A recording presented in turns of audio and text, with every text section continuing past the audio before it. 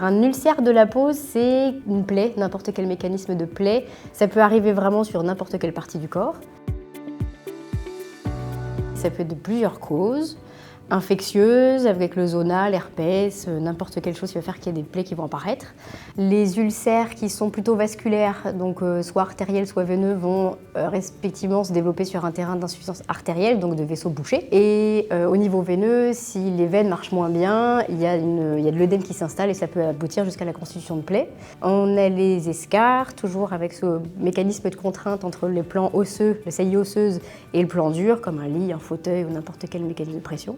Les pieds diabétiques, qui ont une physiopathologie particulière, avec des personnes qui ont les nerfs qui sont un peu fatigués par le diabète, à point atteint par le diabète, et qui vont développer des plaies dans ce contexte-là, surtout sur un contexte en plus vasculaire parfois. C'est un mécanisme aussi différent.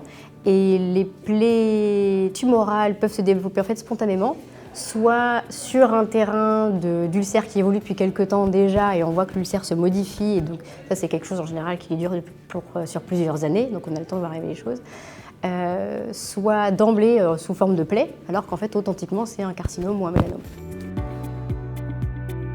Le traitement de l'ulcère, c'est vraiment en fonction de la cause. C'est-à-dire que, par exemple, pour l'escarre, on a beau dire, souvent on nous sollicite pour savoir quel est le pansement à mettre sur l'escarre, et en fait on dit, mais tant que vous n'aurez pas fait la décharge, c'est-à-dire lever les points de pression, lever les points d'appui, alors parfois c'est compliqué pour les patients grabataires qui sont difficilement mobilisables, ça c'est clair, mais on aura beau mettre ce qu'on veut dessus, tant qu'il n'y a pas une levée de la pression, l'escarre ne pourra pas cicatriser. C'est le cas des ulcères artériels. Tant que vous ne serez pas débouché, si j'ose dire, tant que l'artère ne sera pas débouchée, l'ulcère va progresser. L'ulcère veineux, tant qu'il n'y a pas une compression efficace, ça va stagner. Le pansement miracle dans tout ça, ça n'existe pas. C'est vraiment le traitement de la cause qui fera que l'ulcère va guérir correctement. J'aurais tendance à dire, dès que vous êtes inquiet sur l'évolution, sur la forme, sur l'aspect, si vous êtes inquiet que votre famille ou que l'infirmière, parce que parfois c'est les infirmières qui interviennent à la maison et qui disent « Oh là quand même, il faudrait revoir votre médecin ». Et si lui juge nécessaire, adresser en dermatologie. On a des créneaux d'urgence, donc on peut tout à fait s'adapter s'il y a de l'urgence ressentie. Dans la mesure où l'ulcère a vraiment plein de causes différentes, la prévention de l'ulcère, ça va être... Pour les escarres, typiquement, ça va être les cures de posture, un état nutritionnel correct, le sevrage de tabac, si les gens sont concernés, tout ça, ça va faire qu'on a moins de risque de développer une escarre. Pour les ulcères artériels, c'est les équilibres de tous les facteurs de risque cardiovasculaire, c'est lutter contre la sédentarité, lutter contre l'obésité, avoir un diabète suivi équilibré, une hypertension artérielle traitée, arrêter ou limiter sa consommation de tabac.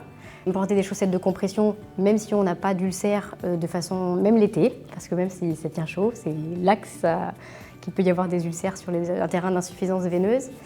Et pour les plaies tumorales, c'est bien sûr le soleil. Et globalement, les plaies peuvent quand même bien être prévenues si on est sensibilisé à son état de santé. Toute plaie chronique, au bout de souvent plusieurs années quand même d'évolution, peut se transformer en cancer cutané, en carcinome épidermoïde. Et donc là, si on est face à une plaie qui se modifie, qui s'effrite plus facilement, qui saigne au moindre contact, qui bourgeonne de façon un peu anarchique, il ne faut pas hésiter à contacter le médecin pour que lui dise bon oui, effectivement, il faut voir votre dermato, ou alors même si vous avez un suivi dermato, d'emblée appelez votre dermato pour qu'il y ait une biopsie et s'assurer qu'il n'y ait pas une transformation qui ferait que le traitement changera un petit peu.